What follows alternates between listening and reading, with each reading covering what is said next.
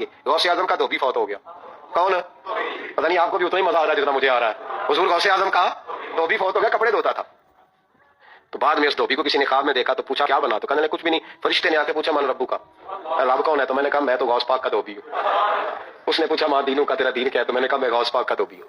فرشتہ پھر کہنے لگا تو کیسا دیوانہ ہے؟ میں کہہ رہا ہوں کہ اللہ کا بتا, رب بتا, تو غوث پاک کا بتا رہا ہے. کہتے 2-3 دفعہ کا, جا رہے ہیں ہم لوگ, 2-3 دفعہ کا. وہ بار بار یہی کہتا کہ میں غوث پاک کا, میں غوث اعظم کا دھوبی ہوں. کہتے ہیں حضور غوث اعظم اس کی قبر میں تشریف لائے اور فرمانے لگے کیوں تنگ کرتے ہو میرے ماننے والے کو, کیوں تنگ کرتے ہو میرے, یہ کوئی لوارث ہے اس کو تنگ کر رہے ہو؟ کہا حضور اللہ کا پتہ بتاتے ہیں تو آپ کا بتاتے ہیں. فرمانے لگے تمہیں سمجھایا ہے, یہ تمہیں سمجھا رہا ہے کہ عبد القادر کے تو کوئی دروازے سے گزر جائے تو اسے خدا یاد آ جاتا ہے, اس نے تو ساری زندگی کپڑے دھو کے دیے. یہ تمہیں بتا رہا ہے کہ مجھے رب بھولا, ان کے تو گلی سے گزر جائے تو اللہ اللہ کرنے لگتا ہے. یہ کہا کہ وہ ایک شخص قبر میں گیا. ہاں یہ واقعہ بھی سنا ہے, شاید بیان کیا جاتا ہے اس میں. ہاں اگر بیان کر رہے ہیں تو بیان کرنے والے توبہ کریں, اس پہ مر گئے تو کیا ہوگا غور کریں.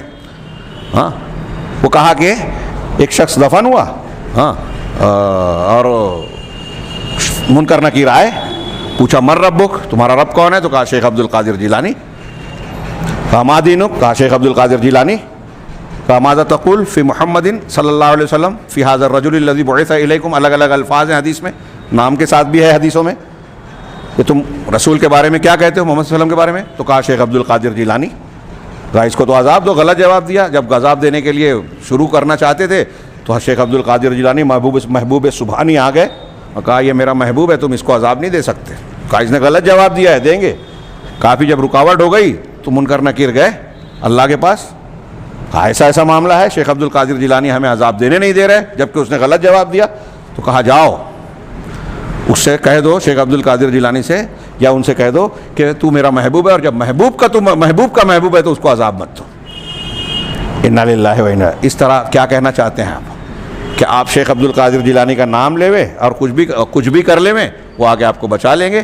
اب توحید کی ضرورت نہیں ہے, نماز پڑھنے کی ضرورت نہیں ہے, حلال حرام کی تمیز کی ضرورت نہیں, شراب پیو, سود کھاؤ, ہاں اور دنیا کے گناہ کرو, بچ جائیں گے. یہ تعصر ہے, یہ سازش ہے قرآن حدیث سے ہٹا کر, ہاں دین کے نام لینے کے باوجود دین سے دور کرنے کی.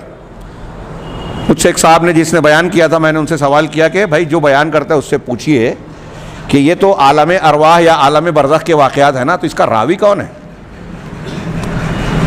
ایک واقعہ اگر آپ اور میں سنتے ہیں تو پوچھتے ہیں کہ بھائی کیا خبر کا ذریعہ کیا ہے, اس کی بنیاد پر فیصلہ کیا جاتا ہے, معلوم کیا جاتا ہے کہ یہ خبر صحیح ہے یا غلط ہے. حدیثوں کے سلسلے میں سند ہے, متن ہے, ہاں اس کو جانچا پرکھا جاتا ہے, اس کے دنیا کے اصول ہے, انتہائی گہرائی کے اصول ہے. ہاں جو جانتے نہیں جاہل ہیں وہی اس پر اعتراض کرتے ہیں, منکرین حدیث وغیرہ. تو ایسے ہی اب شیخ عبد القادر جیلانی قبر میں جا کے بچا رہے ہیں, تو یہ زندہ لوگوں کو پتہ کیسے چلا کہ ایسا واقعہ ہوا, راوی کون ہے؟ تو وہ ہنسنے لگا, کہا واقعی یہ تو سوال ہے.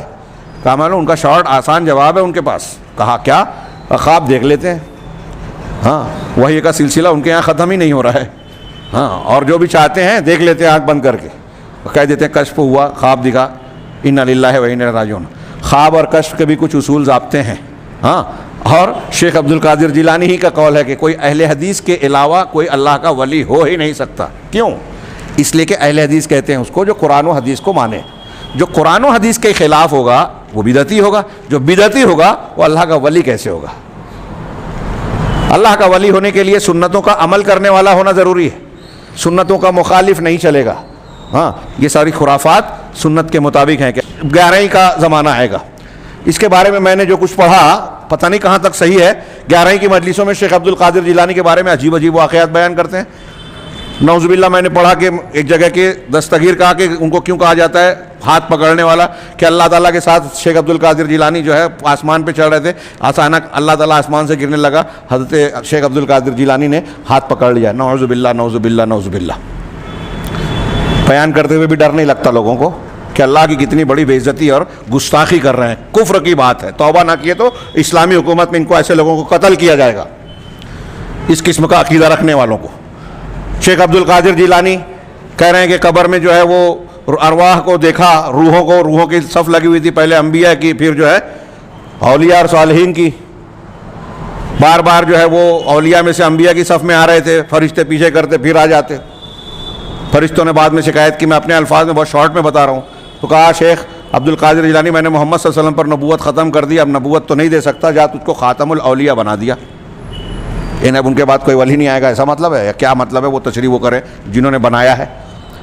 شیخ کی آخری بات میں میری تھوڑی تفصیل زیادہ ہو گئی، لیکن میں سمجھتا ہوں کہ یہ اس بیان میں جو ہے غیر معقول تشریح نہیں تھی۔ کہا وَأَنَّهُمْ کہ یہ جو عقیدہ رکھتے ہیں کہ یہ قبروں میں زندہ ہیں، اور یہ عقیدہ رکھتے ہیں کہ وہ پکارنے والے کی طرف قبروں سے نکلتے ہیں، ان کی فریاد رسی کرتے ہیں، مصافحہ کرتے ہیں ان سے، وَيَسْأَلُونَهُمْ عَنْ حَاجَاتِهِمْ اور ان سے پوچھتے ہیں کہ تمہاری کیا کیا ضرورت ہے، وَيَسْتَعِيذُونَ بِقَضَائِهَا اور پھر اس کو پورا کرنے کے لیے مستعد ہو جاتے ہیں، پورا کرتے ہیں، تیار ہو جاتے ہیں۔ وَأَنَّ الَّذِي يَفْعَلُونَهُ فِي هَذَا الزَّمَانِ اور یہ وہ کام جو آج یہ مشرکین یہ لوگ کرتے ہیں اس زمانے میں، یہ بعین ہی شرک ہے، یہ بعین ہی شرک ہے۔ ہاں وَيَسْتَعِدُونَ کہہ رہے ہیں اِذْ كُلُّ مَنْ قَالَ کیونکہ ہر وہ شخص جو یہ کہتا ہے المدد یا فلاں، ہاں المدد یا علی، المدد یا شیخ عبد القادر جیلانی، ہاں یا رسول اللہ المدد، جو یہ کہتا ہے یا نادا ہو یستغیث بہ یا کسی کو پکارتا ہے غیر اللہ کو اس سے استغاثہ کرتے ہوئے کہ معاملات میں سے کسی بھی